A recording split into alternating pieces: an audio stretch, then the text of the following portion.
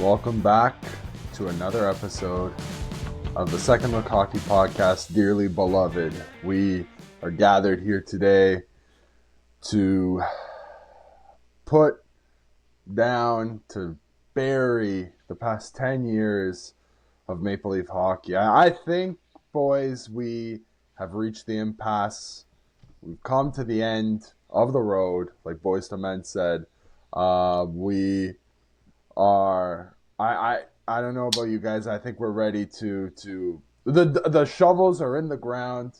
We're ready to lower the casket to the past 10 years of the Shanaplan. I don't know. Where do you guys do you want to start at? Do you want to start with the game itself? Where do we tackle this ugly monstrosity that we call the Toronto Maple Leafs? Yeah, I think you got to start with like feelings at the end of the game. Like, where did we feel? How did that game make you feel as a Leaf fan, and kind of where were you at as the game ended? I think is a fair start, and then we can break it all down. I heading into that game, sure, I might have felt a slight touch of optimism. If anybody watched the Game 6 post game show that me and Justin did a couple days ago, I had some touch of optimism, but I came on here and I said job was only halfway done. They played such a great game in Game 6 down in Sunrise, and I said to Justin, I was like, until the clock sounds, the buzzer sounds on Game 7, and the Leafs come out of there with a win, whether that be in regulation or overtime, the job wasn't finished. And I couldn't let myself believe that it was done. I've never felt I want to say I felt awful, because I did feel awful, but I felt awful at myself for even considering that they'd show up to a game like that, a game with the stakes as high as they were. I don't know about you guys. Is it like kind of like Schadenfreude to say, at least maybe not immediately, but right now, knowing that it's over is a little bit freeing. Like, I don't know. I'm comparing how I felt after that loss to the other five Game 7 losses the Toronto Maple Leafs have had, or at least like do or die games. I can remember being a lot more pissed off at both of those Boston Game 7s, especially the Montreal Game 7. Columbus one, I think, throw it out the window, whatever. That team was probably the worst looking Leaf team of the era. But I mean, those honestly come before this one for me, because I think at this point it was just such a buildup of scar tissue that this one couldn't really. We're burying the Leafs, but they couldn't bury me that far last night. We were already halfway in the hole. Like 1 foot in, 1 foot out. Yeah. Like some players on the team. As far as optimism, or like what I felt coming into that game, my approach, like for a Game 7, I think it would just be an awful life to live going into it having no belief at all. Like just going into it expecting a loss. I think you're right, Dave, to reserve your optimism, but I definitely like let it take over me in the sense that you're playing all the nostalgic tunes, you're watching some of the hype videos, you're getting ready. I was getting ready to just be behind the team that I've followed since I've been a kid. Like the only team I've known. I think in a do or die game, I think you should do that. But yeah, like I can't also lie that in the deep back of my head here, from listening to kind of everything leading up to Game 7, there was only one quote that made me feel like they were prepared this time around, and it came directly after Game 6. It was Max Pacioretty saying Game 7 is going to be a war. That was the only quote I read between the end of Game 6 and the start of Game 7 that had me feeling maybe it is different this time. Everything else I kind of heard made me realize that this team just they love to make every type of game seven scenario. They try and bill it as just another game. They try and downplay what's on the line, what's at stake, and every single time it has failed. And I think Berube fell into that trap too. Other coaches have done this. Keefe has downplayed it before, and Berube did, and I think he very quickly learned in that game that downplaying is not the way to go. These guys actually need to be amped up for game sevens, not brought down. I don't know if you guys feel the same way going in, but that was my one observation coming into game seven that made me think maybe it's not different. It's pretty ironic that, like, to start off that answer, Christian, you get into the conversation of, like, let's rank the worst feelings after game sevens. The fact that we have enough to create a ranking material. Top 10 list, man. There's a top 10. God. It's like a Sports Center top 10. I have to agree, though, in the sense of, like, the Canadiens' loss was like unforgivable in the sense that you obviously built up the 3-1 lead that didn't feel like there was a lot of energy. Last year was more heartbreak, and it was almost like anger at the thought of, okay, like, things should change, but I actually don't know if they can, just based on the contracts that we have coming together, but they should. So it felt like when you're saying, Dave, like 10 years in the making, it's like that Simpsons meme where it's like, stop, he's already dead. Like, that's the Leafs last year. It kind of just felt like, all right, we we'll were run a zombie it back. this year is what you're saying, Yeah. right? We were A bunch undead. of undead.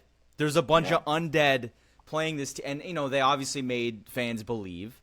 But it felt almost like you said, Christian, like I was laughing after the Panthers scored the fifth goal. And it was almost like just a sense of relief at, like, you know what, like there has to be change, and there finally will be. I think that's where my reservation kind of landed. Going in, I was a little bit more, obviously, like you guys said it, pessimistic to some degree. And I let myself believe, like, what if they just did win, though? Like, what if they actually won?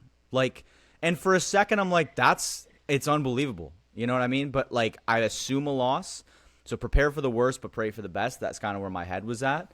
And obviously we can get into the specifics of the game, but that was like within 5 minutes, you felt like, all right, they need a miracle I came into the series saying I expected this. I said the Panthers in 7, and I still like got caught up in it. I was just about to say you quite literally you went on your tangent, and you were like, I feel like they're just gonna get beat. Like, there's no gimmicks. But they were going to make us believe first. They took 30 seconds into the series, and by 2-0, belief has never been higher. They don't know how to just lose.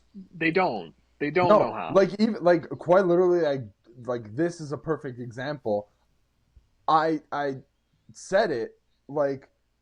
After the Game 5 loss, I was like, they're obviously going to win in Game 6. Yeah. When the chips are against them, push everything in the table, they're all in, you know, and it's all against them. They've got a 2-3 not suited right in their hands, and they somehow manage to bluff their way to winning the pot. That's a great example. The bluff analogy, Dave, is exactly what it is. It's like a bluff. It's a facade, really, right? But then Game 7 comes around. These guys are loaded. They have pocket aces. The flop comes, and they've got another ace on the table, but somehow the other team pulls out a royal flush. It's like, it's ridiculous. It's I want to bring up the point I'm making about Berube and just the team, how they like to calm down just the stakes of Game 7. Do you think that they approached Game 6 like that? Absolutely not. I think they were fully aware of the stakes going into Game 7. That's what's just so contradictory to me, is I don't know how you can enter a game with such a great mentality and then the very next one you're switching it up. And I don't want to hear about really just the home ice versus away stuff. Guys, like, break it down. The Leafs have entered Game 7s in every fashion possible. Up 3-1, down 3-1, on home ice, away. Like, Up three Like two, down 3-2. Like they've done on it a all. They've 4-1 done it lead, all. 4-1 lead in the third period of a game Yeah, seven. yeah. They've Like I had the just lead again going into the third period, giving up then 4 goals that period. Like, yeah, if no, there you're was a right. pattern, if there was logic to the madness, I think they would have figured it out by The then. The problem is only that pattern we have is a loss at the end. there's legitimately no logic. Like No. it is frankly unbelievable. If you like, statisticians will say that it is frankly near impossible to run out that same scenario if you were to take like a 10-time sample, right? For Remove all the stuff about like, oh, one team might be all better than the other. contacts, Just like equal odds 100%. for everything. Yeah. 50-50. Yeah, like you're going into a game 7 with a 50-50. You roll the You dice either win 10 or you times. lose. Yeah, it There's is no in frankly between. impossible to get one side coming out like flipping a coin heads or tails 10 times. You're not going to get one side or the other all 10 times. Like, it's genuinely like near impossible. It is crazy how we're 10 years in now and it's the same story. And it doesn't just have to be in a game 7. It's any type of elimination game. They just never seem to come out. And I think we nailed it on the head. It's the pressure. It's like, we know it's the pressure, but it's when they feel that this is it. Like, that game 7, their game 6 in particular, they should be dead and buried, especially considering the game before they looked out of it. Most teams, I would say, would put up a fight, but maybe not win. Not this team, though.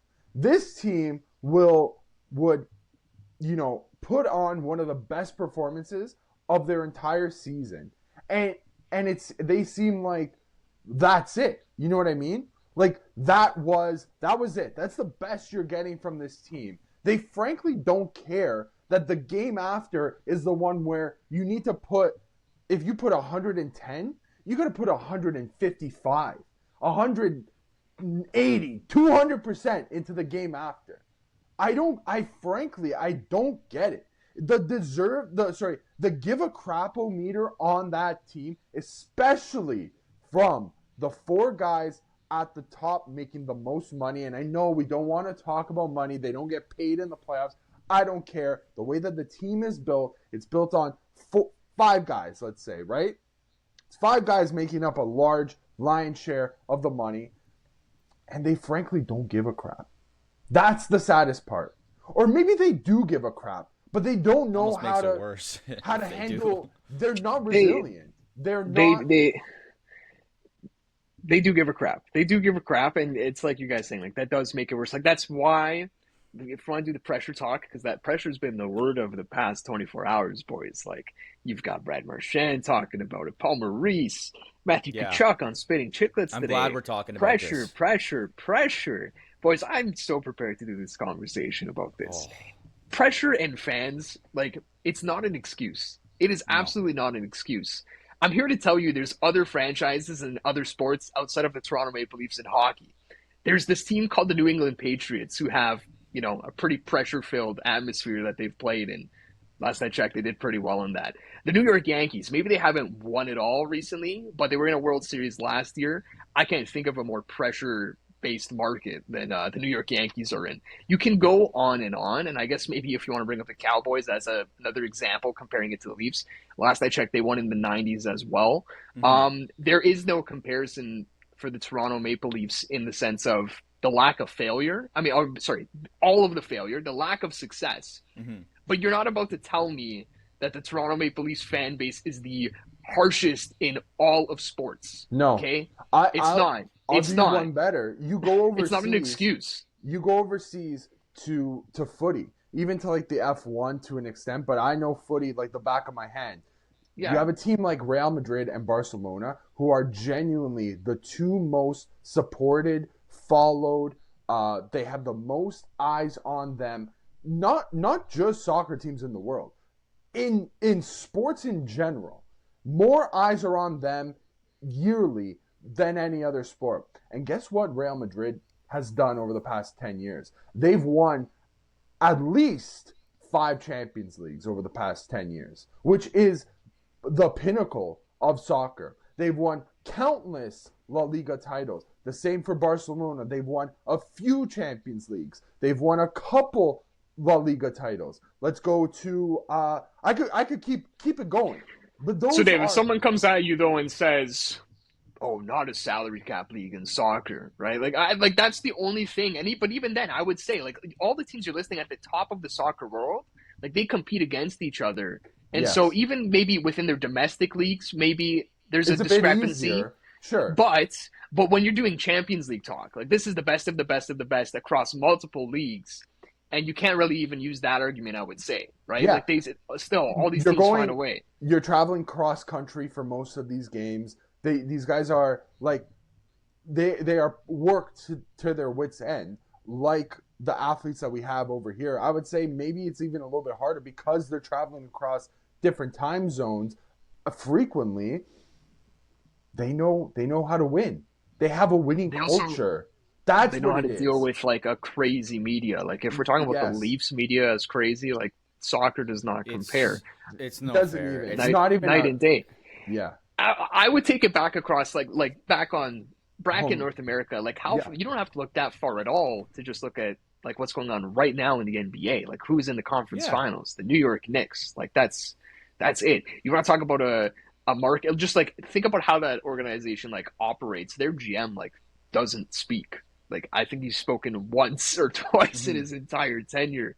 They have all the fan pressure in the world. They found a way. Jalen Brunson found a way. It doesn't bother him one bit. One clutch player of the year. Like he's obviously figured it out. Like pressure from the media and from the fans is not an excuse. I'm not hearing it. I'm not hearing it. You know what pressure is used for? Say the line. Tires. Okay. I like that line too. Who's that quote by? I'm expecting the pressure is a privilege. That's the other one that was here. One too. Mando, what do you got? No, but Bukowski's had that line in his his opening stand up last night. Like it either bursts pipes or it creates diamonds. Which ones will the Leafs? Which side will the Leafs do?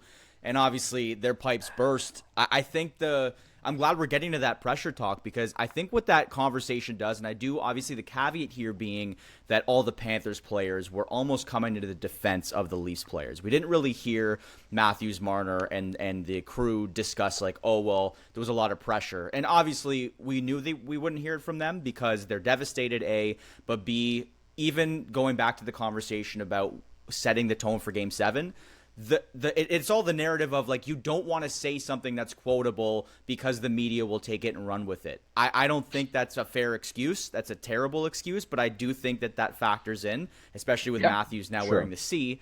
But I think it's wrong, but that's where we're at. I think the problem with that is I think it then, in a long-winded way, fans aren't stupid. There's some fans that are homers, and we know people, sometimes even we can get a little bit sidetracked, but at the end of the day, we know what the problem is. We can diagnose it pretty quickly a lot of the time, and we're not always right, but at the same time, you follow a fan base, you're pretty dialed in, and obviously players and coaches are way more dialed into what's going on around their teams than fans are. But when Tkachuk, Maurice, Marchand last night are these guys are going to get crucified, but really we just felt like we played better, and they actually care, and they battled.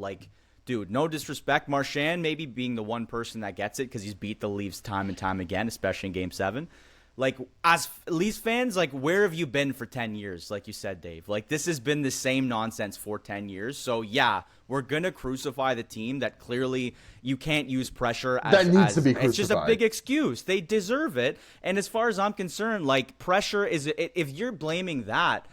My God, what got you to this point in your career? Just go be a contractor somewhere. Matthew Tkachuk basically saying it's part of the reason why things are great here or whatever. If pressure is the be all end all, let me show you all of the Arizona Coyotes championships over the years. That's a great example. And also just adding to that narrative, the Boston Celtics won last year. Boston is a pretty tough media market. The Philadelphia Eagles just won the Super Bowl. Philly is a horrible place to play if you're playing poorly, right? Dude, they threw snowballs at Santa Claus, man. I'll don't even care. think It's bad. I don't think we have to man. even spend more time on this Yeah. because I think No, like that's no, no, how no. that's how definite this like the argument that we're making is. Like I You really know, don't know if you tell Matthew Tkachuk that the Philadelphia Eagles exist, all these teams we listed off, what is he supposed to tell me that's going to change my no. mind? Like You I don't know know how you No. can You know call it what an all of excuse. those quotes read to me as, and I think it was Steve Dangle that tweeted this out. He basically summed it up as this is Yeah. like the hungry wolf telling the little pigs to stop building their Slow house. down. They Yeah, don't yeah, need to yeah. go build Yeah, their house out yeah. of bricks. You could keep making it out of straw. So like here's obviously, the guys, they know they know what's gonna come. I The Bruins, Marchand is Papa now. we'll talk Brad. We'll talk Brad. Oh, Brady. Here's the thing though, guys. Like I think it's a hilarious tweet by Dango. I think a lot of us have that mindset. They're totally serious when they say this. Like I really don't think they're trying to do that. Like, hey guys, just keep your team how it is. I think they Yeah. are dead No, definitely. serious. They're dead serious. So Yeah. yeah, I don't. Okay, I guess we can talk Brad here. Like he starts this off right. Like he comes out basically saying, yeah, they're in the pressure cooker. They've been building something here. That actually wasn't a big game, and you know that if you play in big games. And then he says, "I grew up a Leafs fan." That was the dagger there. Yeah, I don't know what you say about this guy anymore. I listened to 32 Shots today, and Elliot's already throwing out like they're gonna take a run at this guy or whatever. I don't really have any much like specifically to what Brad said because I think we've done it all with the pressure talk. So unless you guys have something there, just on the what happens next for Brad Marchand. Please, I actually don't want that to happen. I actually feel like that would be that's like stooping to like a new low for the Leafs in terms of like we gotta go and get the guy who's owned us forever. And then if we ever did do it, like I feel like it would just be the Brad Marchand Cup at that point. Like I don't know. Okay. This is a very emotional take, obviously, 24 hours removed, but yeah, sure. That's Darth Vader joining the Rebel Alliance. It's just that, yeah. Like I don't I couldn't even tell you an example. It's like other than like that where this has happened before. I don't know about a guy who's owned a team so definitively like Brad Marchand joining them. Has that happened? I don't know, and I don't know if I wanted to. I can't think of it. No, I'll probably come up. You know with what's one. happened? You know what's happened a lot is the other way around.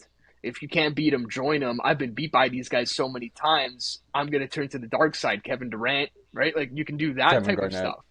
Wasn't The other it way around. even Marian Hossa kind of did that? Like he was on with the Pens to Detroit or vice versa, Took and they him lost. three- He and lost then back three to back times. cups, Hawks. and then finally Yeah. with the Hawks. Yeah. So I'm it curious doesn't happen though. this way. It doesn't. It doesn't. But Brad Marchand is one example. There's the other guy on Florida that is pending and has had a more recent, obviously debacle with the Leafs. Do you say the same thing about Sam Bennett if he decides to join the team, based on the conversation that's been had? Yeah, so I think this was also talked about on 32 Thoughts, and I thought this was a very good take in terms of how do the Leafs look? How do Leafs fans look Sam Bennett in the eyes after the Stolar stuff? And how does Sam Bennett want to come here after that? Like that is a circus because that's an isolated situation. Like that's not just I'm staying away from Toronto because of just the whole thing. This is a very specific situation. I think that probably does keep Sam Bennett far from Toronto, and maybe Toronto. Like just the optics of that would be really, really weird. I don't know how quickly would you kind of get over that? I guess in a sense, like Brad did it with Sam Bennett. Like they just about to say they had their Yeah. spot. Yeah. So and he fit in. It's seemingly like as nice as it can be, right? They fit like a glove. Yeah. Right. Yeah. So I maybe think it's like let bygones be bygones at that. Okay. Yeah. At that point. Okay. But you're completely right. I think you know what it would be? It would be a media manufactured story like usual. It's going to be like, like how is the team going to react with this guy on the team? Yeah. We still don't even fully know the extent of what happened to Anthony Solars. Like everything about that situation is still based on a touch of speculation. You know what I mean? Probably get answers in Yeah. 24 hours. Hopefully Yeah. we Oh, do, yeah. right? But like the proof is kind of in the pudding. Like I'm not going to sit here and advocate to sign Sam Bennett and Brad No. Marchand, but Hey, they'd help. Yeah, like listen, I Mando, you got a thought on this? Yeah. Well, the only thing I have is the fact that that happened in game one. And if someone put a gun to my head last night, I think Anthony Stewart asked Jim Ralph, like, if Stolarz is in the series, do they win? And Ralphie was like, no. I mean, in my opinion, I think the reason is Stolarz doesn't score, can't score goals, and we saw what happened. So I think the fact that, I mean, some fans obviously, like, we understand what's going on, but like at the same time, I feel like sometimes I have the memory of a goldfish when it benefits the team, right? And I think a lot of fans feel that way. The fact that that happened in game one and Wall, to his credit, held the team in. I don't give him more than 5% of the blame on this entire series. I know 6-1, 6-1 losses, but if they were 6-5 losses, right, and the guys were scoring and we lost because of a goal, Still then lost. it's a different story. So I think all this to say, signing Bennett because there's like he wasn't the sole purpose for the loss here, and you can actually blame the core four as a big result of the reason. We haven't even discussed the blame game. We kind of all know we'll get to that conversation, right? But the point being is that it wasn't Wall. Stolarz being out wasn't the number one factor for the loss. Therefore, I know Bennett might not want to come here based on a lot of factors. If he were to, though, I think I would forgive if the team could. Because at the end of the day, it's not working without a guy like that. So at this point, I'm personally willing to see anything if it leads to a result. It's a good way to put it Fair. because I actually, I've been like going through it in my head as well. I'm like, who I think the first people to forgive would be is the players, honestly. Yeah. Like it's it's like Dave said, like it is what happened with Brad and Sam. Like it was a very quick apology, let it go, and let's go be teammates. So, yeah, no, I don't think you're wrong, and yeah, this will be a great clip for if Brad Marchand signs as a Leaf. I will be eating my words. I will be eating my words. Like, it's just it'd be such a weird picture. Anyways, we'll see if that we'll see if that comes to fruition. Yeah, maybe we talk about our own free agents here. Yeah. Do we get to blame game or like I feel like should we just decide we just who gotta specifically, or is it just I don't know. Let's do blame game. I will say you brought up like the goalie point about like if Stolarz is the series different? Okay. I think you can Maybe okay, you know what it is? It's just game 3. That's all it is. That's the problem. It's like if Stolarz wasn't there for game 3, I think you do feel you win that game and then maybe do win the series. But do you win the other games you win with Wall? So that's that's my thing. If you go up 3-0, what happens? I think the hurt just happens harder. Personally, right? Yeah, at least at the very least, we don't have to go through it was 3-0 because we already did it was 3-1. Oh yeah, we've been really there. bad. Dude, really, just the thought of it was 3-0 was scaring us in the first round. We didn't get to 3-3 and it was still scaring us. Yeah, no, I think you're right. Blame game, Mando, you want to lead us off? You got. It's like I don't want to say the obvious answer, guys, but I'm not going to say obvious for. I'm not going to exactly. I'm not saying an individual player because I think it's crazy to blame the whole series on one specific player. Definitely. We've talked about the 10 years. Like you had Keefe, you had Dubas, Babcock. now you got Berube, you got Babcock, you got defense, you got no defense. You have goalies, you got no goalies. You got secondary pieces. You got forward depth. What has been the constant? It's not difficult. Unfortunately, the core four of the group can't get it done. We've said it time and time again. I hate repeating myself. There's not a dog mentality in some capacity. I'm not going to say all four. I'm not going to say one doesn't have the dog. We can divide them and conquer on all four and discuss, but clearly the mesh and money aside, obviously the money plays a factor because you don't have it, and obviously the salary cap goes up, which makes me a little bit nervous because the salary cap going up then justifies, maybe we could sneak in these contracts. No, okay? But point being, It's those four, and I don't know if you guys have thoughts as to more blame on one of the four or two or three, but it really is just what's been the constant this whole time. I Let's don't throw even. in a fifth guy though. There is another Okay, guy who's been here the full fair. 10 years. That's And fair. he doesn't You're play for right. the team, but it is Brendan Shanahan because I Oh, think fair enough. you want to I think you talk were going about to go the, Morgan. Were yeah. you going to go Morgan I Riley think there? we're going or- Riley too. Yeah. We can go It's there. course Sorry, six, then. sorry for the curveball, fellas, but It's okay. yeah. I mean, you want to talk about the guy who's maintained this through and through. Like once upon a time, Yeah. after the Leafs lost to the Tampa Bay Lightning, or actually, sorry, after the Leafs lost to the Florida Panthers, the 1.0 version 2 years ago, Cal Dubas said we got to look like really hard at this core and see what's going on. Might have to make some changes. And the next day, he was fired or he was let go. It's a Yeah. Brendan Shanahan decision. It finally felt like all the tea leaves read that Cal Dubas was going to trade someone from the core four. He had reached his wits' end. It's true. Brendan Shanahan said, "You're not," and I'm calling them all to tell them that they're staying. Yeah. That's what Brendan Shanahan did.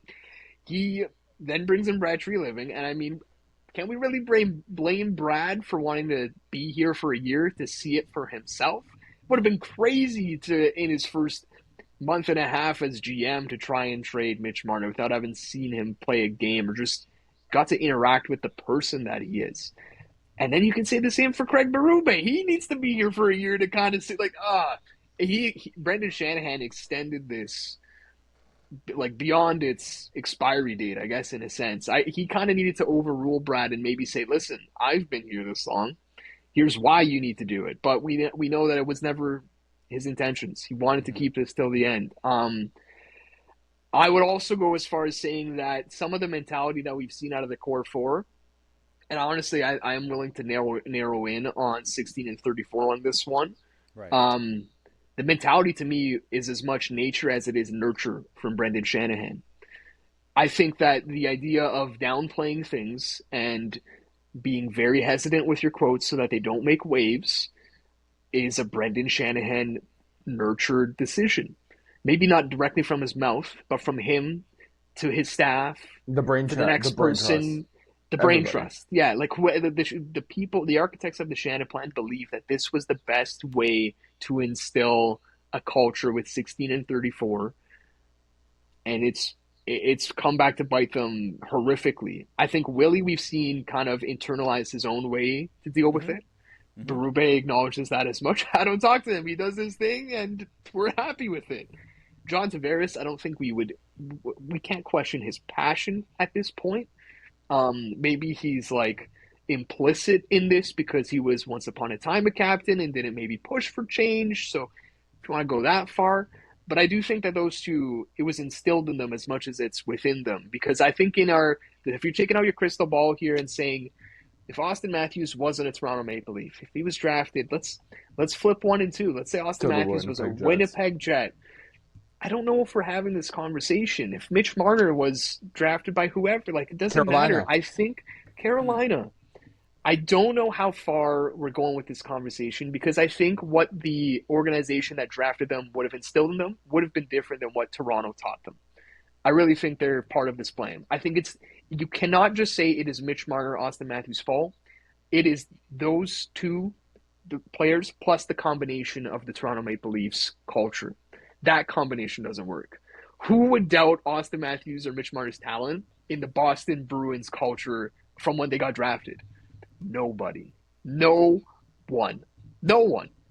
It's nature and nurture. It's both. It's both. It's frankly, I might have said this before, but it is frankly downright ridiculous that your team president is Brendan Shanahan, somebody who scored over 600 NHL goals, has won multiple Stanley Cups. But what was he best known for when he was a player? It's Mando said, the dog mentality. Like, it was dog being an asshole. Through. That's what he was. He was the prime asshole on all the teams that he was on. And guess what this team isn't? Assholes. They're actually assholes to everybody else. They're assholes to their own fan base. Yeah, it's frankly, it's scary how stark a difference in the way that he played and the way that he's built this team and how they look. I What's thought crazy too is that remember. I don't remember what year it was, what off season it was. It might have even been in the middle of a season where he explicitly referenced his core in Detroit, and like he compared them and said it took like them you a needed few to it was years. the Yeah. like the killer instinct thing, and just about like all those guys in Detroit like needing to be like that. And he basically like called out his core for like needing to learn that. So it's not like that's the thing too. It's not like he doesn't know. He isn't totally oblivious. Like you It said, took Dave, them it took them a few yeah, years to get to where they are. But they learned. You yeah. have nothing to teach these guys? Nothing? Nothing, no experience, no wisdom to share. So it was only 20 years ago, 30 years ago. Like, It'll It's be very always interesting to hear what he's got to say. Like oh whenever yeah. this is done, if he ever speaks on this in a book or like I I want a don't know, tell all. whenever. Give me Yeah, somebody, this somebody is give me a tell all. I want a I Kyle Dubas tell all. That's what I want. sure Yeah. definitely, but like I would love to know kind of how he built his own philosophy as an executive. How did his like you're saying, Dave? Like how did his playing days influence his philosophy as a team president? The guy Did acts they at like all? Like they had to. the You guy can't acts like separate that. Clark Kent. He used to be Superman on the ice. He was quite literally like dragging teams through the playoffs, and now he looks like a dork. Every time I see him, he's buttoned up. He's he went for a 10. He's this. He's that. He's like he's fixing his tie and he's giving us PR generated answers. He looks like a dork. That's what he looks like. It's interesting because What do you got, all Mendel? these no, like Barry Zito on the other side looked like he's in oh my god, what's the show with Well, the hat he looked last like night? Bill Peaky Zito looked Blinders. like a berry. Yeah, he looked like a Yeah, berry for real, he man. looked Like like he was he in rough Miami up. Vice. Yeah, He was also the other thing too is think about like where Bill Zito like how did he end up in Florida? He was in Columbus, kind of unheralded, really, when you think about it. Brendan Shanahan was not unheralded. He came from no, Department of Player Safety, like it was just I let's maybe turn. I don't know if you have other Brendan no Shanahan thoughts, turning. but like The only thing I had was it's sorry, interesting when you look at no, you're fine. These the players that on the ice seem to be the most talented. It's not in all situations, but seem to be the most yeah, talented. Seem to have things that just natural gifted talent. The Wayne Gretzky's, in some respects, Yzerman, because obviously Yzerman has had success just gonna bring in him the up. Lightning, Yeah, right? Not so much in Detroit as we're seeing, and surprisingly so. Joe Sakic, some degree in Colorado, like they obviously won a cup, but to some degree he's had help around him. But a lot of the guys that have just had these natural born talent, and you could say Shanahan was just a talented guy in general. I don't know if they've been able to construct teams because they don't really know what it takes to actually win when you have to battle through these wars. And Shanahan's not a great example because, like you said, Dave, he's got the background in being an absolute maniac on the ice to some extent, but I wonder if like you need the brass around you that have kind of been through the trenches as players or in some other capacity to be like, we know how to construct a team. Because in some capacity, it's just not. It doesn't seem to have worked out. And you see the Rick Tocchet's that fought for a living, the Craig Berube's that fought for a living. Like a lot of these guys, Steve Ott even is a great assistant coach. Like guys like this, you wonder if you have to be one of those. You have to have the mindset as a player that I have to kind of drag my team through the trenches in order to be successful. I don't know if these. I'm not saying spoon fed by any chance, but like you wonder what it takes to kind of build a team if you've been so successful. In some capacity, you have to have gone through these tough times. I just don't know what it takes to get it done. And Shanahan Sure. is obviously not the guy right now. Go ahead, Dave. Are you calling for Darren McCarty to be our next Yeah, maybe. president? The Chris Drapers, maybe. Could I be don't a know. Chris Draper. The guy who took his teeth are still on the boards from a while back. I don't know. I don't have the solution as to who would replace him should Shanahan not stick around. I mean, we can definitely move past it, but Yeah. that is a great example of something that has to change if it's not something that's on the ice. So if how? sorry, okay, yeah, go. Sorry, go ahead, Dave. Go ahead. Go No, ahead. I was gonna transition to if we're starting at the top, then maybe we gotta start working Trickle. a couple So levels before down. I'll give you this then before we trickle down then just on that role, like do you need to fill it if you're losing with Shanahan? Like what do you have to have a team president? Like can you just Give it not? to Brad. not have, Just you don't have to have the title. You can just Right. go how many GM and teams? coach. How many teams in the league right now don't have a president? And also, Ooh. what? Who are they, and where are they in relation to like the standings? And maybe that's an It's exercise we can worth have. it's worth looking into. Yeah, like I'll tell you this, like who is the team president in Dallas? I couldn't tell you. I only know Yeah, Jim that's a good Mill, and he point. does a very good job. Um, Carolina is just Tulski right Tulski. now. It was just Waddell before that. Loved what he did as well. Florida, head honcho is Bill Zito, right? Like Yeah. there's three examples that are still in the playoffs, right there. And then I would say if you are going to fill that position, talked about Brandon Shanahan coming from the Department of Player Safety.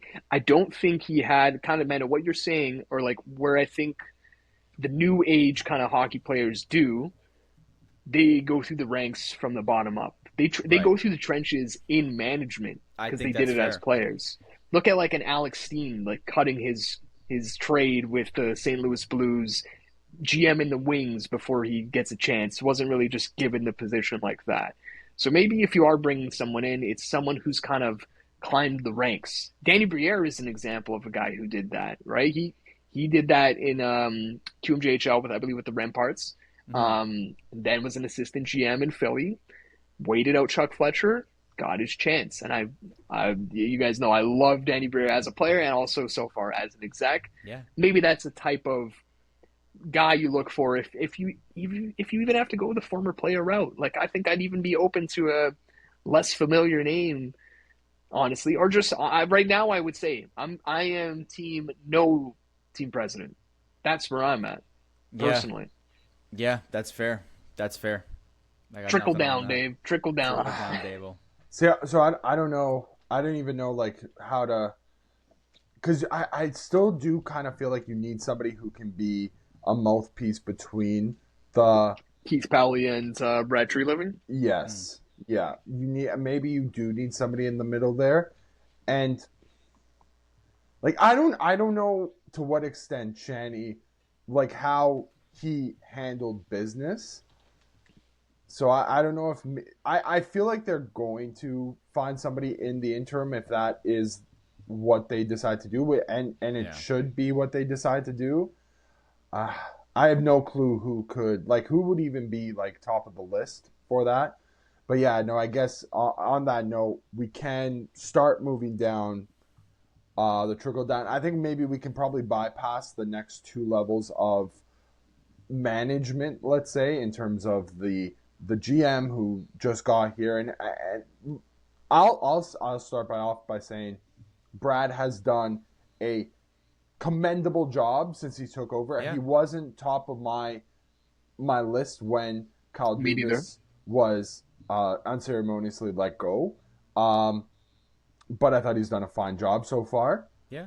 Quick, out of 10 grade, like what are we giving Brad? You can either go, Eight you and can a even half. say since he's taken over or yeah, like this season. I would say 8 out of 10. I'm going with an 8 I'd out say of I 10. was gonna say Honestly, probably 8, on both which is fronts. good. Yeah. Yeah. It's fine. And So like next level, Berube, what are you giving right him? under him, dude, Craig Berube came as advertised, right? 8 out Yep. of 10. Yeah. Well, I have listen, only one thought on Craig. Only one yeah. thought on Craig because I have had only positive things to say about Craig all season, and that has not changed. But I was kind of hoping that last night, you just lost, right? But it did feel like, okay, I'm sort of split because again, it's the emotion talking. You want him to remain the same person. You don't really want him to change who he is. But there was one quote, and I don't have it specific, but I think someone had basically asked him like along the lines of like, "There's no heart. Like, where's the team's heart or where the team's energy?" And he basically defended the team, which is fair. But I think at some point you have to be like, that was not that. I mean, he's only his first year, but to some degree, you have to be like, that was not acceptable. That was not acceptable loss. We cannot do that moving forward. You don't have to say things have to change, but I would have loved to see a little more snarl in that at the end because I'm not blaming him for any of the losses, but you are the head coach and two Yeah. back-to-back home losses 6-1. At some The point, like, is there a Third message team in problem? NHL history to lose by 5 goals or more on home ice in the Yeah, playoffs. Third I team think ever. The only worse, or the one that's tied with that, I think St. Louis, 2016, St. Louis lost to Dallas, or vice Sorry, versa. this I think Dallas lost. Go ahead, sorry, Christian. okay. No, that's probably it. Listen, there's so many stats. There's so flying many out from last stats, night. right? It's not, and listen, there are a lot of not looking good stats after last night. But yeah, this one was like the only two teams. It was like the Flyers in like the 70s. This is back-to-back losses on home ice by 5 goals or more in the playoffs. Okay. It was Fair. like Flyers in the 70s, and like honestly, I think it might have been like the Red Wings in the 40s. Don't quote me on that one.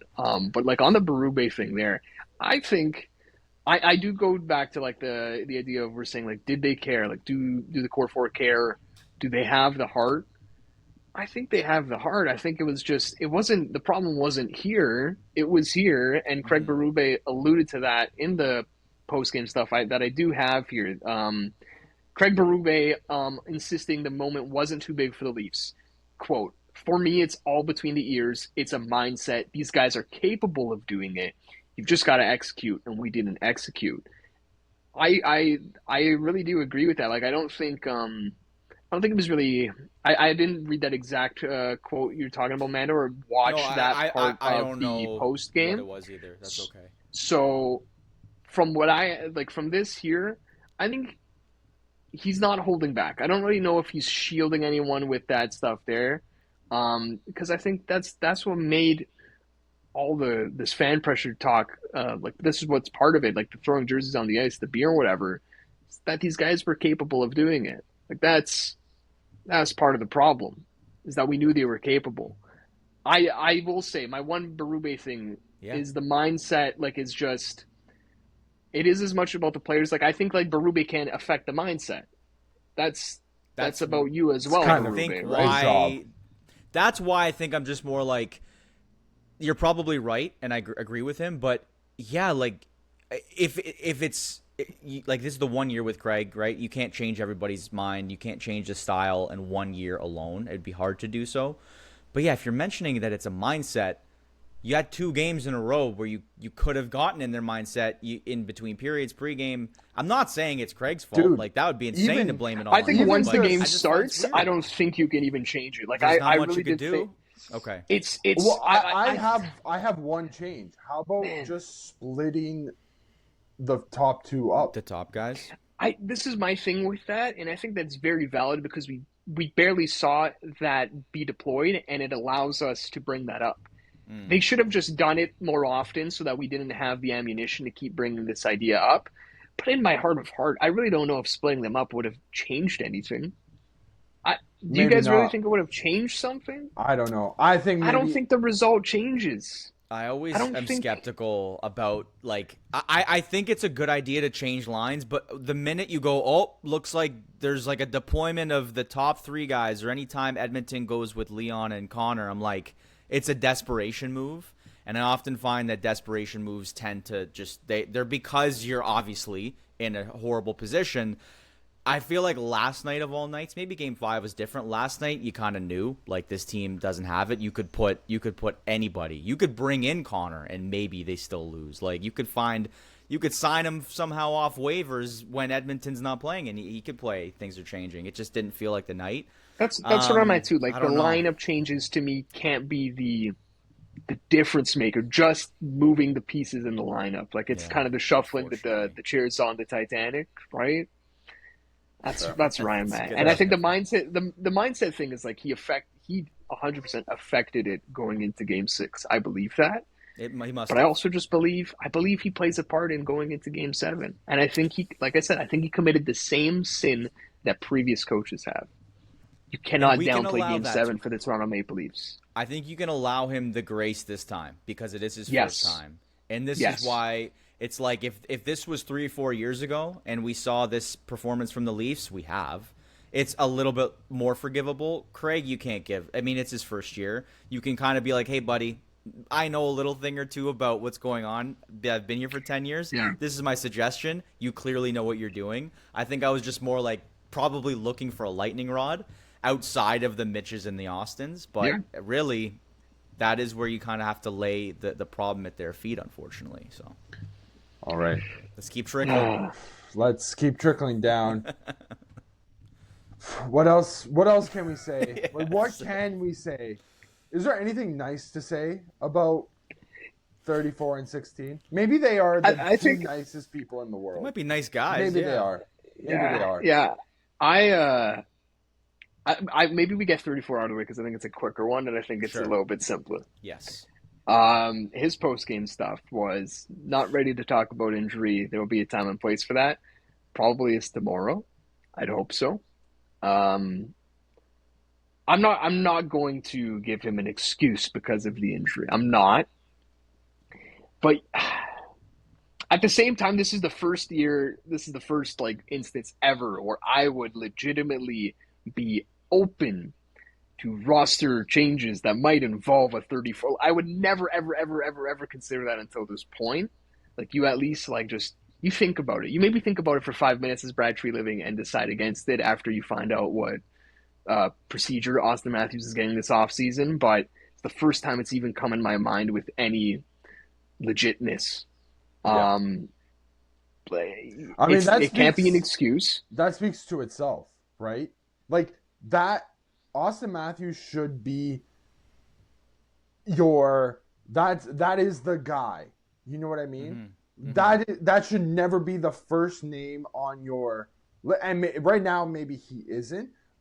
But sorry, Should like, just never be on the trade list. That's all. Yeah. Like the never. first name, like and it shouldn't be Exactly. the last name on my trade list. It Like should when just you not. draft Austin Matthews, you're drafting him with the thought in your mind that he is going to be with your team for upwards of 15 years and probably break all-time records, points, goals, this, that, maybe a cup with your team. And never, not once, are you going to be sitting on your computer and being like, maybe we can get this guy for 34 because Yeah. that just should never ever be a thought. Never crossed your mind. So Yeah. to even have that thought for 5 minutes this year, and I would bet you any money Brad has had a thought like that at least over the past 48 hours, let's say, where he's like, maybe we have to start looking. Maybe the next 48 hours. Yeah, something. It just Yeah, I don't it know. should It's never just have the first gotten to time. this point. It is the first time. I don't. Yeah, I don't. Amanda, if you got anything here, I am a little bit like speechless about the Austin stuff because he's like in all likelihood, even though we just did the straight talk, like he's probably going to be here. He's the captain. Yeah. Like I don't think he's getting traded, but No, they put all what their is like, eggs. They put all the eggs in yeah, his They basket, did. right? like what's like the next step with Austin? Like where do you go from here? Yeah, I mean that's the thing is I've had tirades in the past. Like I think the Columbus series, like I remember out loud being like, I don't Matthews has to go, and I was just like angry. And obviously the next year I was like clearly not. Like he's obviously a dominant player, but you get mad and you're like, okay, well this guy hasn't shown up when the moment's bright. And I think if he was injured, I keep saying this, but if Matthews, let's say, was injured 2-3 years ago, and we saw this performance and unfortunately the Leafs couldn't get it done, I'd be like, well, he's injured.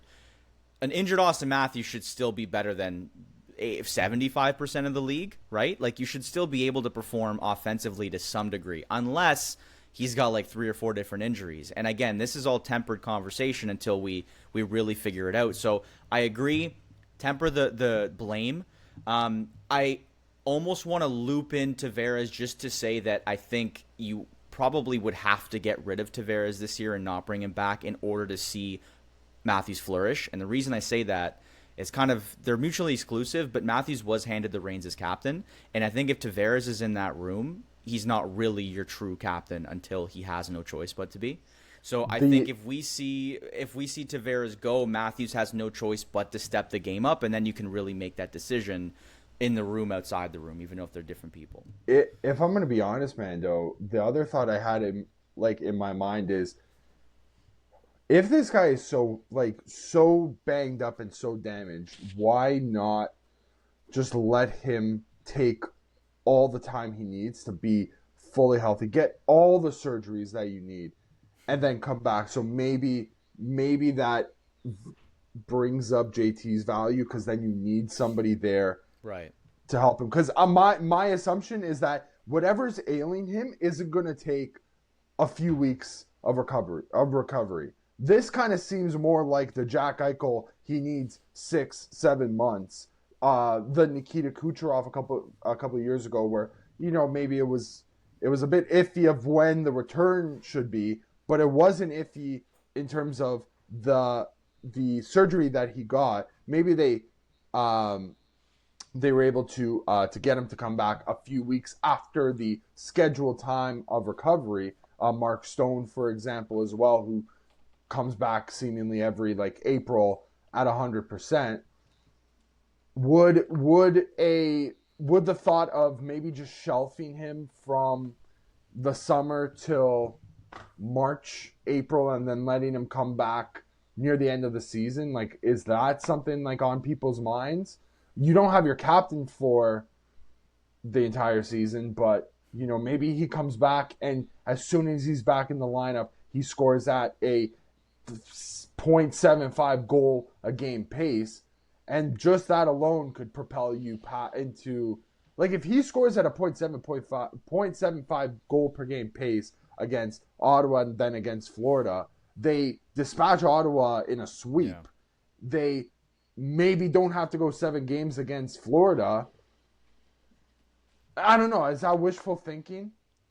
I'm of two minds because the guy that immediately comes to mind for me, you gave up some great examples there, a lot of LTIR examples. Matthew Tkachuk. Did the time off from Four Nations this year make Matthew Tkachuk a threat in this series against the Leafs? Not really. No. Not really. You know what did though? Seth Jones and Brad Marchand. You know how you get those guys? Matthew Tkachuk rests. Yeah. So that is the other side of the equation where Right. maybe you get the same Austin Matthews if he rests. But maybe you have someone else to help him now. Another side of it, do you win the division without Austin Matthews in the regular That's what I was season, even thinking. though he is injured? These variables are so tough. But here's the thing. And this is what happens when it's year 10. This shouldn't Yeah. be. Listen, Shouldn't have to dig this deep on they've this. Yeah. won the division this year. They've also come second. They've come third. They've come in a wild card spot. And All the same. none of that matters, right? Literally So- all in the same result. At this point, I'm open to, I don't know, send them to I don't know, across the world and have guided meditation at this point. Yeah. I don't know. I really don't know. Here's the problem is we can sit here and talk for hours on end about what we think the answer could be. Dude, where is the answer? I don't think anybody It's has. so. We don't yeah. know. Can you imagine in any other sport, this guy's a 69 goal scorer a year ago, and we have this much doubt. This is Two playoff crazy, wins. man. This is crazy. This is crazy. This is just the type of conversation we're having is just hitting me right now. Imagine having this much doubt. And about, Cristiano Ronaldo. Yeah, or I guess LeBron before he LeBron, wins with the Cavs. I Aaron don't know. Judge Aaron Judge has had his stretches Yeah. in the This past. is hitting but, 400. the guys- Everyone would take him. And he's Aaron Judge is another guy who's not exactly clutch in the playoffs. No. But it's just I can't believe we're having this conversation. Well, it's the same thing as just if someone asks me, I've had people who don't follow sports, but obviously peripherally understand that the Leafs are the Leafs, and they're like, why aren't the Leafs? Can you explain this to me? Good, and I'm like, I follow sports. I'm in sports for. I don't know what the end. I don't know. I have no idea. And we've talked about it. You could come up with 12, 13 different theories, but it's the same result. So, I don't know anymore. I really don't have an answer. So it's a crazy conversation. Yeah, I have one thing before we move to Mitch. Sure. I saw someone talk about trying to pinpoint where things go wrong. I don't really think this is the moment, but it just it was just a funny thing to bring up and see if you follow with me here. I saw someone basically say the moment this went wrong is when Patrick Marleau signed, and then you also doubled down and brought Joe Thornton. Patrick Marleau and Joe Thornton are the Austin Matthews and Mitch Marner before Austin Matthews and Mitch Marner. And at least in Mitch Marner's case, that deal is now sealed because he didn't get it done in Toronto. And Yeah. Like, if you're a team 10 years from now, you can sign 34-year-old Mitch Marner to a 3-year deal at whatever 6 million is in 2040. This is just a message from the past. Don't do it. Don't Yeah. do it. And then when 30 and 40-year-old Austin Matthews comes 4 years later looking for a Leakman deal, don't do it. Doesn't Yeah. help you. Put him into Yeah. the office. Sorry. Don't let him cook on the ice. Oh, oh God. Okay. Well, We so gotta do Mitch, right? yeah, Yep. we do. So now, so for as much as we can kind of agree, like, listen, this is as much as Austin's problem and Austin's. We could put as much blame on Austin as Mitch, but I think we can kind of come to the agreement only one of these two's time with the team. The end of the road is near. The light is in their face. The light. At One the of end them the is under tunnel, contract next year. The other one isn't. of them is not. Yeah. For Mitch, the Leafs offered him apparently, what was it, 13 by 8? I've seen other people also mention 13 and a half. I'm just going to stick with 13 because I think I've seen that more than 13 and a half. Let's But I've seen let's both. say 13.25, just to be The Matthews party. deal. Okay. Why would you want to stay here? I feel bad for you. I do.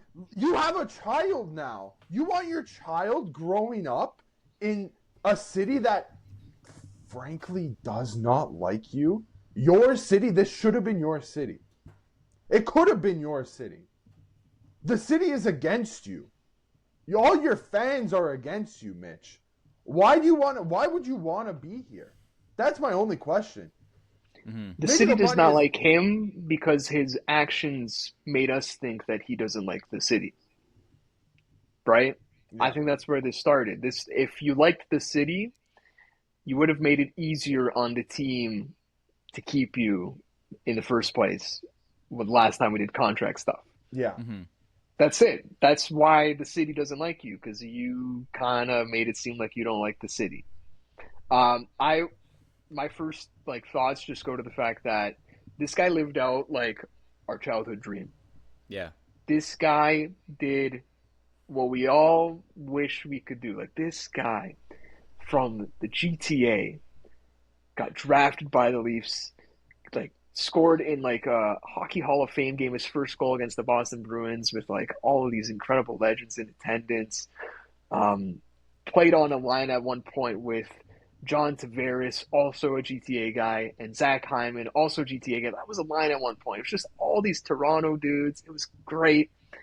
How the hell did we get a nightmare ending to a dream scenario? It's so sad. It's just really, really sad that, yeah, this was all around fumbled. Just everybody in this situation somehow fumbled what should have been the layup of all layups. I once again, doing the pro sports comparisons, trying to think of examples. Who's the last hometown kid to screw it up this bad, and hometown team to screw it up this bad with the kid? I think it is a reciprocal thing. It's a Yeah. team. It's a two-way relationship. They're both responsible here. I don't know. Yeah. I can only There think can't of, be many. No, I can only think of players that were LeBron James successful. undid his wrong. That's the thing. And even as a very minimal, the only guy I can think of is Pat Maroon, and obviously he's not nearly to that level, Yeah. and he's successful, right? But even to Oh, LeBron's, God. even to LeBron's credit, I don't think anybody ever really blamed LeBron for the shortcomings. I mean, maybe there was No, times but where it there would have wasn't been that so much great. resentment for LeBron James had he never gone back to Cleveland at And some point won. in his career and got And it done. And one. Yeah. Sure. Yeah, That's fair. okay. I'm actually going to bring this up now because I think this is a very good conversation to have about Mitch Marner. This is still on topic here. Is there any amount of time in the world that can heal the wound between Leafs Nation and Mitch Marner? Is there anything that could happen that will heal the wound? Let's say he goes, he signs anywhere. Sorry, you got something off the top, Dave? What do you got? I mean, I don't know if you're going to allude to this, but if he comes back in 10 years, let's say, and he does the LeBron. Why would he do that though? Why? Would the Leafs want to do that? Well, that's the thing. Like, who knows No, what the situation looks like in 5 to 10 years? I think I think there's only like one scenario where this relationship is repaired, and this is once again emotionally charged answer. You guys tell me if I'm off base here. I think the only world where Mitch Marner can walk into Scotiabank Arena like I saw this because I was watching the truck feed last night. Like Landy McDonald was at the arena last night. Like for I don't know if it was specifically the Leafs troop shout out, but they always have some alumni there. They come out at the 100 level, wave to the fans, always get a great reception. How long does it take for Mitch Marner to be able to do that? Like I don't know if there's a time. I think the only thing that would ever allow him to do that is if the Leafs just like won the cup at some point without him. Before I think at that he point, does. like, yeah, but so you know what? I don't even know if I care if he wins it or not. I don't even know because think about it like this way, Mando. Phil Kessel, if he walked into that arena last night, like he's getting cheers. Like he's getting cheers. But Like I think at we this still don't have point, our cup. But he yeah, also didn't and he's wrong got us enough. 3 of them. He's got 3 of the cups. I think But we like time healed that wound. I think this is a harder wound for time to heal with Mitch Marner. I don't even know if he could play his career elsewhere, retire, and then be allowed. Like, and would he then be fine to come back in Scotiabank Arena and get a cheer in that scenario? I think Right it's now, I think it's I don't tough. see it. It's so tough because I'm trying to think of the Phil Kessel comparison. I don't know if he was ever. I don't even know if he's ever been as talented as Mitch Marner No, is, right? no. But he also hasn't, frankly, wronged the team enough like Mitch has either. Yeah, okay, let's do this. Like, the Leafs haven't won a cup since 1967. Mitch Marner has probably met, you can probably count the people on Mitch Marner's hand that he's met that have won a Stanley Cup with the Toronto Maple Leafs. Like Dave Keon, Johnny Bauer, like those are probably, I don't know how many other guys Couple of he's them, met that have couple won, others, right? yeah. Yeah. Since then, nobody's won the cup with the Toronto Maple Leafs. Anyone before Mitch Marner, I think, could walk into Scotiabank Arena and get a standing ovation as an alumni member. Maybe I'm forgetting someone. You guys tell Dude, me, but No, you're right. Like Nikolai Borshevsky, I was there anyone. in game one. Nikolai Borshevsky was the Well, alumni. doesn't even have to be a playoff hero. Think about someone who's got like nothing. Like I don't It's like. anyone, Does Tomasz Kaberle have like Nick Andropov? Like you can name Aki anybody. Berg, yeah. Like anyone. I don't know if when Mitch Marner retires, we'll have forgiven him by then because, like we talked about, they were capable. They were never really close. Actually, I was gonna say they were so close they weren't even halfway. They had 7 wins. But They it had 7 factors out of 16. My That's God, so bad. It factors in that My I think God. if we're looking specifically at those players, maybe when it's the Matt Sundin era, maybe when they're beating the Sens and they're, the last time they made the conference final in 2002 against the Hurricanes, that's the last team that had, a real chance. When Phil Kessel was here, I don't know if anyone actually had cup aspirations with him and James Van Riemsdyk and the crew. Maybe I'm missing. Maybe I'm so caught up. I don't ever remember being like, these guys I don't can think get it that's done. Unfair, but I don't know. I still think So we're basically was saying like, this is the worst era of Leafs hockey relative to expectations. Yeah.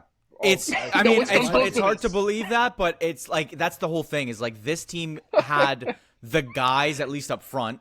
Like some people might think you're delusional to think they actually could win with this group, but look at the squad they have. Like this year they actually you know what had I saw today? I saw the Hockey News 2018 Future Watch. It's not a matter of if, it's when, right? Everyone put that up. It was crazy. It wasn't just a Toronto thing that we thought they were going to do it. It was the Hockey the News, NHL. not the Toronto News. It was the NHL wide.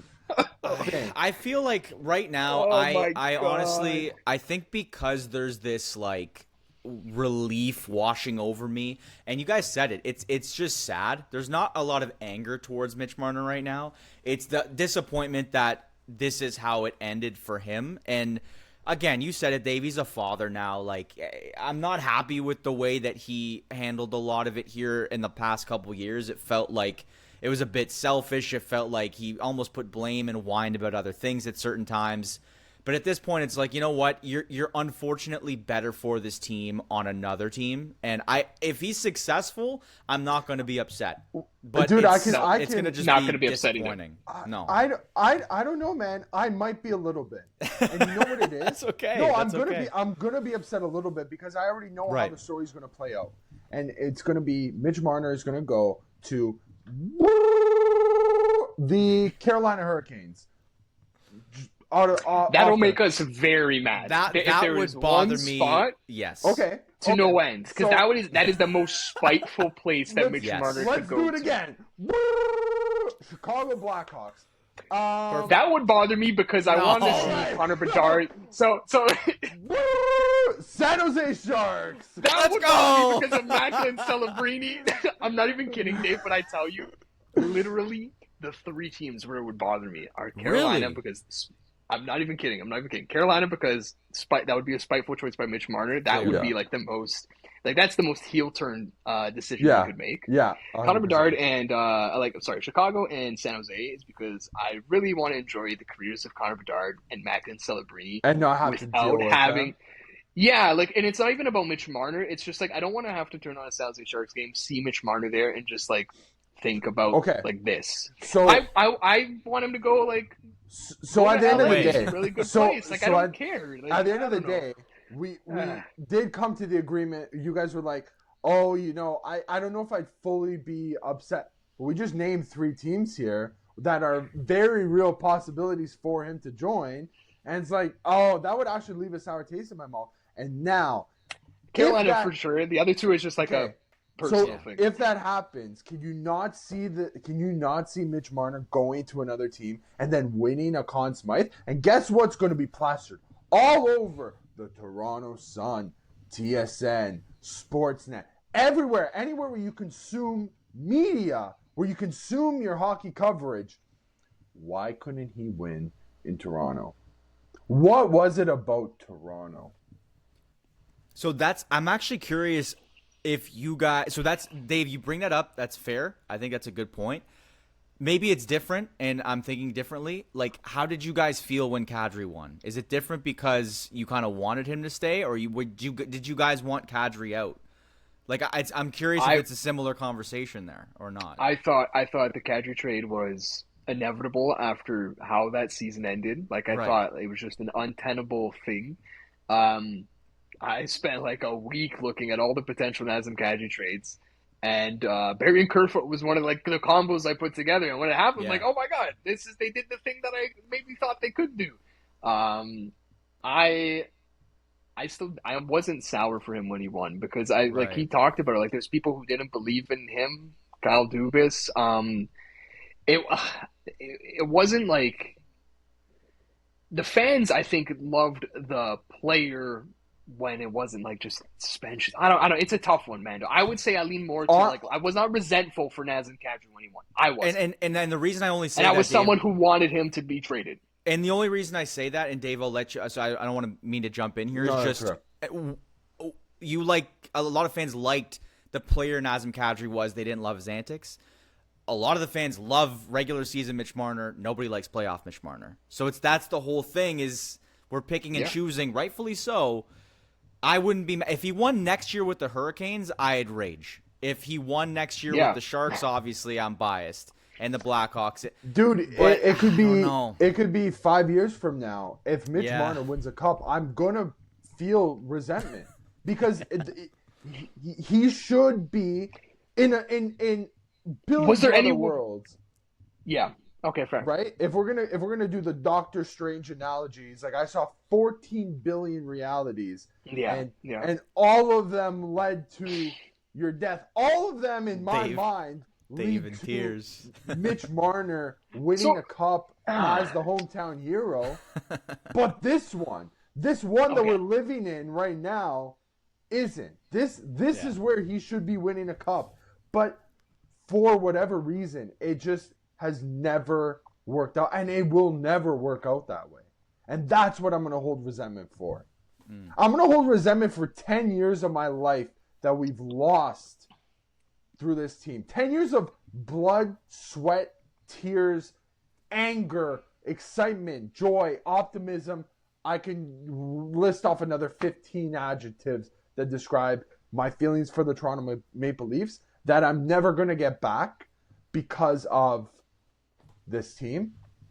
Yeah. And for that, I'm ready to bury it. I'm ready to put this era in the ground while it's still semi-warm and move on. Yeah, I think just to the only question I had is where do you guys think he lands? I don't think it's here clearly, and we don't think it. Where would be the place you could see him landing I've got mostly? I've got three. I'll give you my top three. Okay, go. Third place, give me the Nashville Predators. They've got the space. They don't have many guys that they need to re-sign, if any at all. Talk about a place away from the noise that I think Mitch Marner would enjoy living in. Checks all the boxes to me. He'd bring the noise back to that building. Yeah, like.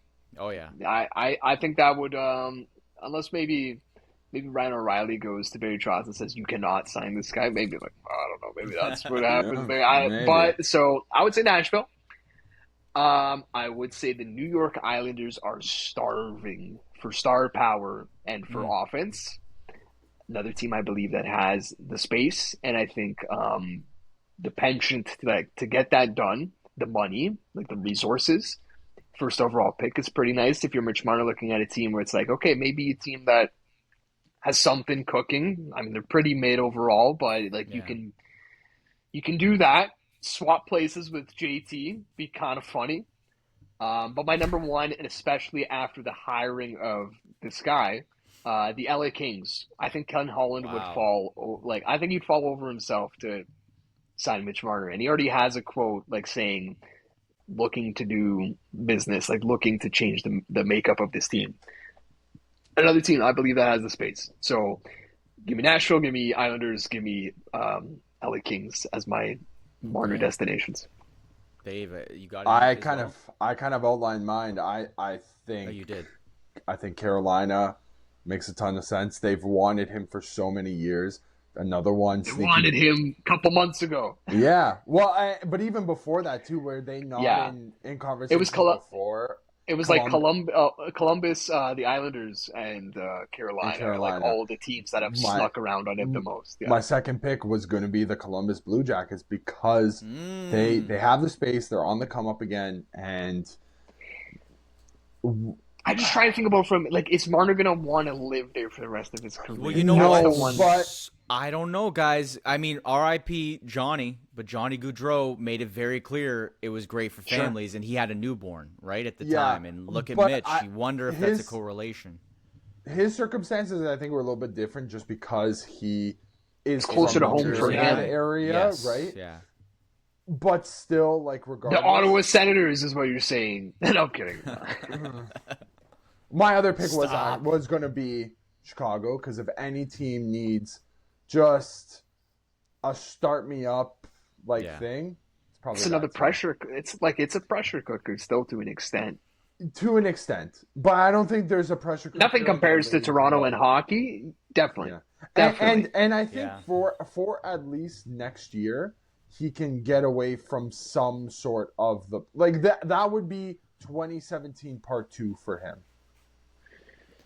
Yeah. Okay, like just a new start type of deal, whatever. The LA Kings to me make so much sense, guys. Like they have $23 million in cap space. I gotta look at who they have to resign as well, like how much gets eaten into that. But I like that too, because it's like then guess who he gets to see every day? The guy who was there for him yesterday.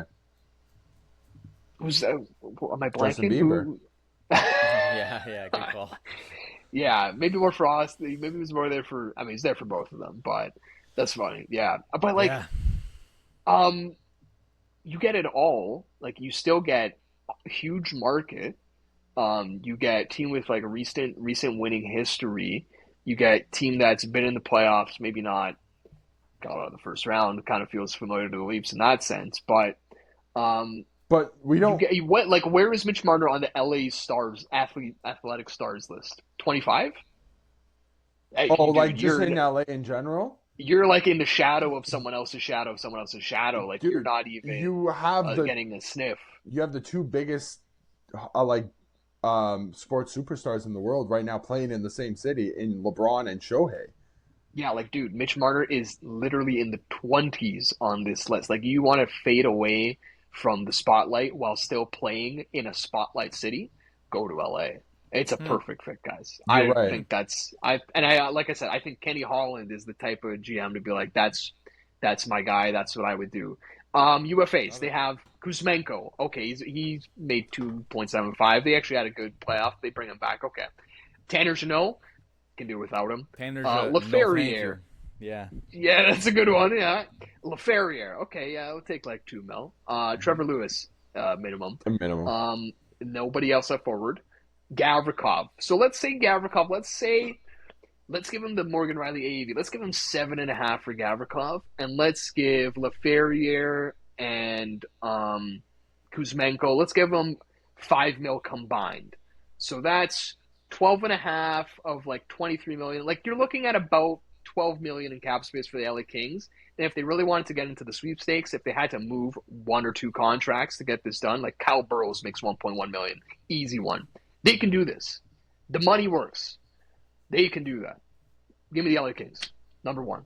Fair. You got what do you got, got man? any? No, you guys summed up like the majority. I think between you guys, you said about 6 teams. Selfishly, would love to see him in a Sharks color.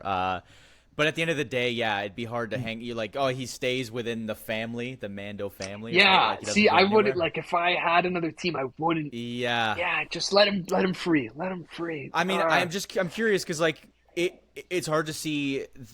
It's hard to we talk about like do they care here? Like it's hard to see like oh yeah, Mitch Marner clearly wanted to win. Every player wants to win, but obviously he's been in this market. I do think he wants a little less spotlight, but he wants to win quicker than I think the player that's fine, like a Tyler Toffoli that goes signs with San Jose. He's near the end of his career, happy to kind of. Yeah, I think he's got his two. I know he has the one. He Or is the probably one? does have the two. Two with LA, both with LA. It was a Yes. was he, I don't remember if he was there in 2012, but in any Yep. case, like he's got his cups. No. Marner doesn't, so I can see LA, I can see Nashville, but I can also see Dave. Like I can easily see Chicago. You're playing with Bedard for like 10 years, and Chicago has high picks. Same thing with the there's multiple teams. Carolina would set this city on fire. It would be like the worst possible place, the Hurricanes. But I honestly don't know, Yeah. boys. I'm going to be interested to follow it either way. I have, you know what? So I did want to correct. You're right. One cup with the LA Kings. Okay. That's the only one he had in Yeah. 2014. I had two closing thoughts, and we can Yep. talk about the remaining teams in the Stanley Cup playoffs here. We didn't do much like Tavares talk in terms of like his future. Yes. Can keep it short and sweet unless you guys had something crazy here, but I'd be open to it, and I think this is kind of their approach, open to it at the right number. I've said this before. John Tavares is totally within his rights to ask for like 7x3 is what Pavelski asked. Pavelski got from the Stars. Stamkos got 8x4 from the Predators. The cap is only going up, so if you want to account for inflation, like I really think he's well within his rights to ask for like 8.25 times 3 or 4 from like just on an open market basis.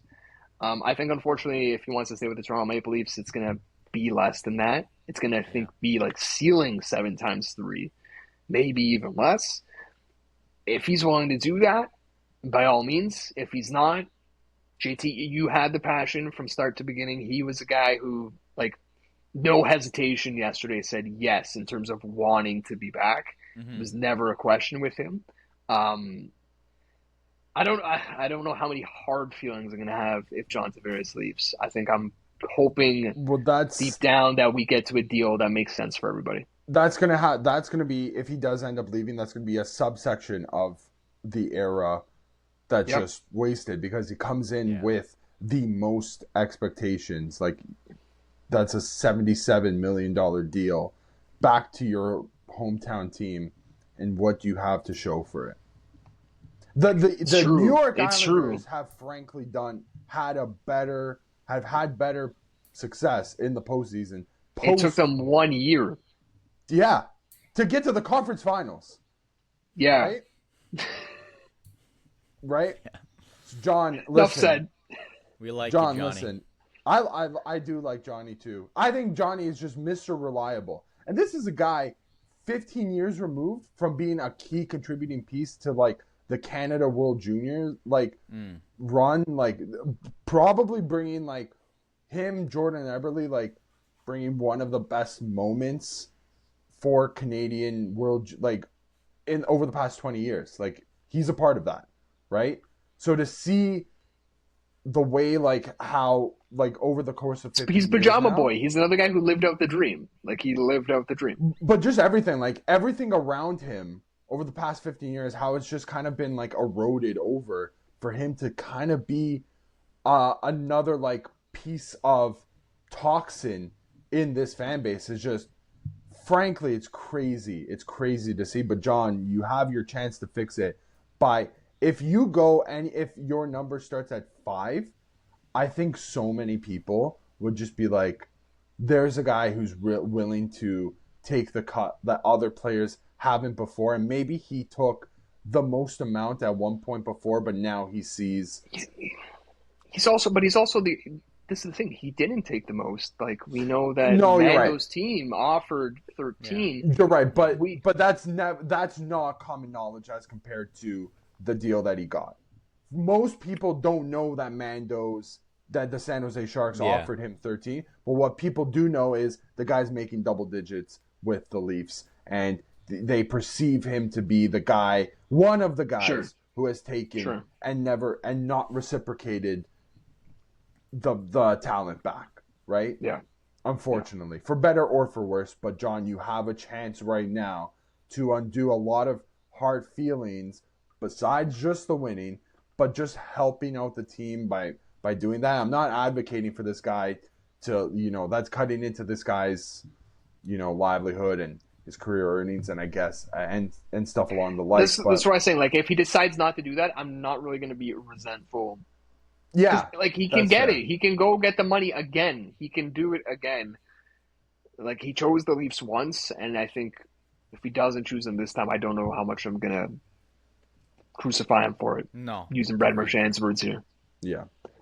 Last one, Morgan Riley. Okay, yeah, do that too real quick. He's got trade protection. He's got a full no move clause. I mean, it ball's totally within his court. I would ask him if he'd waive it. I think it's a conversation worth broaching. I didn't hate him this playoffs. He was very up and down. Game 7 was a very big down. But, in the first round, playoff Morgan Riley was a thing. Yep. Even the first couple of games of this series. Yeah. He had two. Carlo didn't look great in this series. Mm-hmm. Saw a lot of people getting down on McCabe. Like, McCabe didn't have a great series either. That's fair. Yeah. And yet still, this was the best blue line we've seen. I've seen on the Toronto Maple Leafs that I've watched. Yep. This is another guy where it's like I could see him becoming like the Cam Fowler to a team. Like, I think that he can absolutely, in the right scenario, he will be able to thrive, and you'll be able to get full value out of Morgan Riley. There's not really a world where that happens in Toronto on the rest of his contract. No one's going to supersede him offensively. At least that's in the system. So unless you're bringing in someone else externally, which we don't have the money for, and we also don't have the space for right now. We already have 6 NHL defensemen on the roster if you include Morgan. So, I don't know. You ask him if he'd be willing to move it. If he is, I'm really open to any type of trade. Like, I'd be willing to get full draft assets back. I'd be willing to take on 2 roster players, like, at smaller numbers. Like, you could do a bunch of things that I'd probably be willing to entertain with Morgan Riley. And this is why I like the draft asset ways, because if you go full draft assets, now you can dip your toe into like a free agent defenseman if you wanted to. Like, there is one of the Florida guys we didn't mention is Aaron Ekblad. I don't really know if that's like our fancy here, boys, but you don't have to use all the cap space if you have a lot this year. Like, you can also, I know like the Leafs are supposed to spend the cap every year, and I guess you can. I think where I'm at is with Marner gone, like, we're gonna have cap space. I want them to have a philosophy of, like, don't spend it just because you have it. If we're going to spend to the cap next year, I'm hoping that a lot of that, like a lot of what's coming in is on short-term deals, whether it's 1 or 2 year deals, because, yeah, I don't love the free agency crop as a whole, either side of the puck, forward or defense. And so if, trading Morgan is part of that to get some cap space, like, for the future, I'm open to it. And it's not because I think he was awful in this playoffs. I think he was up and down. That's fair. I guess another player we should probably mention is Willie Nylander, right? He's not going anywhere. He looks. I don't have much to say on Willie. Yeah, I know I'll be honest, had a pretty awful Game 7, but I would say in general, out He of had two more moments than I think the other core four guys had. That's in the the other thing first I'll yeah, say. and he had. Listen, I would say he missed the net had, by 5 feet on the first one, he and was then the only he one held the doing puck anything. for. Yeah, like I didn't see anyone else like get an opportunity like that, and like people love to get on him for like, okay, he's flying the zone all the time, and his defensive back check is not Brother, great. don't If you're care if the guy scores this is your 7 but this is goals your in the playoffs. and this is your 10. Like if you don't know what William Nylander's game is at this point, like what are you watching? Who's here to complain about William Nylander's back check? Like that's the oldest news I've ever heard. You just got to and work we've already around it. seen, like, if Craig Berube endorses this guy, a guy who's turned the defense of this team, the defensive mentality of this team, that's also on the forwards as well, a team that blocks shots to no end, where Chris Tanev was receiving hits 2 times more than anyone else in the playoffs. If that guy is endorsing William Nylander and how he goes about his day, you can't say a thing to this guy. I'm sorry, you can't. He's full value to me still. He's in terms of like a guy that's actually built for this kind of market. We talked about Phil Kessel, water off a duck's back. Kessel couldn't care less if they were dogging him or if they were putting him on his shoulders. Like William Nylander is that guy. I know he's gotten the bad rep of like he doesn't care. And you look at his media scrum, he's got no shirt. He's laughing, he's smirking during every answer. And at first, before signing a contract, obviously he's taking Kyle Dubas to an RFA on December 1st. Doesn't matter. Look at this point now. I mean, I think that's what you actually need in this market, and maybe it rubs off on guys. Maybe it's like, let's just not worry about the media. Let's perform when we're on the ice. And I think at this point, his reputation, for a lot of good reasons, has turned to the positive. Let's try and keep the positive here and not necessarily decimate everything. One thing at a time. Let's see if removing 1 or 2 pieces changes things. And then if not, you kind of go, unfortunately, if you got to get rid of all these guys, it's full rebuild at that point. Or it's like a retool. And that's the scary thing, right? That's the scary thing. It's like, has the rot set in deep enough to infect everything to the point of like you have to do a full scale just tear I think to down Mando's point, like we have to test that theory. I think you have to test by it. removing piece by piece, right? 100%. Yeah. But it is a thought that we might have to carry forward. Keep it going forward, yeah. I know we're wrapping up, but I did see a comment from someone today being like, I'm okay with sacrificing success in the regular season next year if it means like, if we drop 10 points, who cares? Give me a wild card 2 spot. But the genie comes down and tells you, the genie comes down and tells you that. Like, no one's saying, actually, no, give me the right. You know what? I want to see another 100-point season by a guy on our team. It doesn't matter. Yeah. It doesn't matter. I've got my closing thoughts here. If you guys got yours, sure. What was the catchphrase of this season, boys? At least the back half of this season, and even the playoffs up until last night. This team is on the line. Oh, that's a great song. Still there. I'm still not sick of it yet. Yeah. Maybe next week. I was sick of it last night. I'll tell you that. Yeah, fair. But this team is different was the phrase thrown around a lot, and I think we now realize when we were saying that all year, we were talking about this coming year. This team is finally going to be different. This team is different. We'll be able to say that next year, no matter what. Like I got to smile because I'm going back to like it's a little bit freeing to know this team is different is a true statement that you can say next year and probably sooner than that. And then it's so tough that the core four comes to a close in a season that was their best season to date. Mm-hmm. And yet that wasn't good. Like their best was not good enough. Like that's it. That's the best. The best from the core four was not good enough. Their best was round 2, game 7. That's when 2018 Future Watch was these guys are winning the cup. Like that's it. So that has to be the most damning statement on the let's call this the Shanaplan. Your best was not good 7 enough. wins. Your best was less than 50% of the Stanley Cup. Yeah. Right? That's what it was. That's all I got, boys. That's all I got. So hopefully I want to agree with you here though, Christian, like in closing. I sincerely hope we just get the change. You know what I mean? Because we've been teased with the change in years past, but nothing has changed. Like this has to be. Guys, I want the Twitter hashtag next year. No more hashtag Leafs forever. I want it to be hashtag this Leafs team is now. different.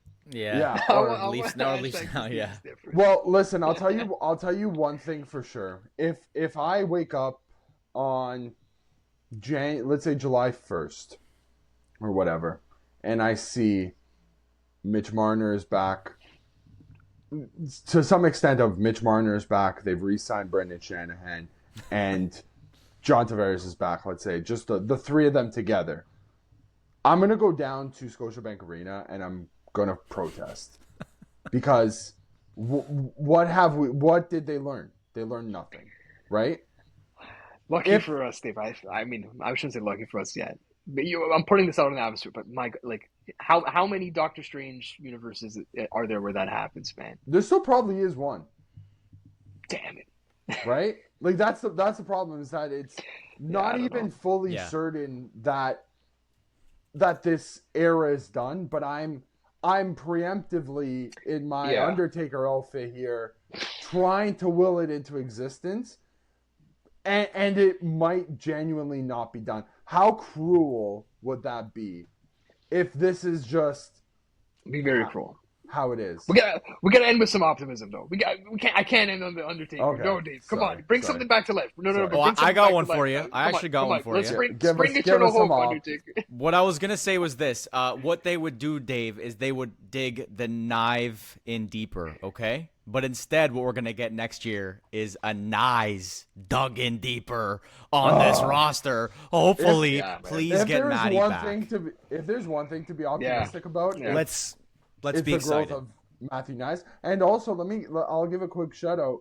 They have somebody waiting in the wings right now who I think could potentially jump in here. Definitely not get to the level of like a Mitch Marner, but I think they have somebody in Easton Cowan who has now had back-to-back like just stellar OHL championship campaigns, like MVP in the playoffs of the OHL. And I know it's going to be like a bit of apples to oranges, but if you can maybe nurture him into being something for this team, I think that's going to go a long way, maybe for the future outlook of whatever this team looks like. Like that's a guy. Is that a guy is that a Southern Ontario boy who Yeah, plays for the is London primarily Knights. a playmaker who plays for the London Knights, who's going to the Memorial Cup and was drafted by the Toronto. It sounds like a perfect replacement. Hey, I Yeah. don't know. Yeah. we'll We'll- find we'll out. I'm just not. have to I don't wait want to and put see. that pressure on his shoulders, but Well- maybe in years. Well, listen, I'll tell you one thing. It's going to take, it might not take that long for that pressure to be put on his shoulders. And Oh, yeah. he should We'll see probably if he thinks it's a privilege. Yeah. 100%, right? So maybe we'll see. That's something else that I'm excited for. Maybe the emergence of a young guy like him. They have, Ben Danford as well. And I don't know. There is reason to be semi-optimistic. I'll leave it with that. I don't know. Mando, anything else? No, all I gotta say is, look, we could have seen. If it's crazy to think that one game really could have changed all this. You really had one game for this team that could have cemented a different legacy, and unfortunately, they had that chance, and that was it. So I don't feel bad. I feel relief. I feel like it's time for things to be different. And Leafs fans, listen, man, we had a ride this year. It was interesting. Unfortunately, didn't provide a lot different from previous results, but the excitement is that there's going to be something different, and I'm sure we'll all be back in September. Who are we all kidding, right? There's not going to be much. I hate this team. You can etch me in. We'll be back. September I hate you 25th. guys. See you tomorrow. See you tomorrow. Yeah. You can What are etch you me gonna do? in for the prospect tournament stream. I'll in never forgive you. late See you September. tomorrow. See you tomorrow. Yeah. Oh well. Okay. Yeah. I mean, we didn't really get to the other series that are happening, but it doesn't really matter because Toronto is the center of the hockey universe. I say we save it. We'll just save it when we, they'll be halfway through their round next week. So Yeah, maybe we the could just conference recap how finals it goes. will be. I don't think I'm going to I- be here for that one in particular. So so I will say see you guys probably in a couple of weeks on camera. We still to be determined how next week's episode will look, and now going forward for Second Look Hockey. But what I can say, though, is thank you if you made it this long into this hour and a half long eulogy that we did for the Toronto Maple Leafs 2025 season. Thank you if you are a new subscriber, if you've been subscribed now for a little bit of time. Yeah, like so far making the content and talking the Leafs has been just a great privilege, and I can't wait now again for the summer and then into next season to start back up again. This isn't the end of the Second Look Hockey podcast, obviously, but it is the end of this Leafs season. If you made it this far, don't forget to like and subscribe to the Second Look channel. You can also find all of our social media in the description of the channel. On that note, do you guys have any lasting thoughts? We're just going to wrap it up here. Closure. Core 4 closure. Core 4 closure. And on that note, we'll see you guys next week.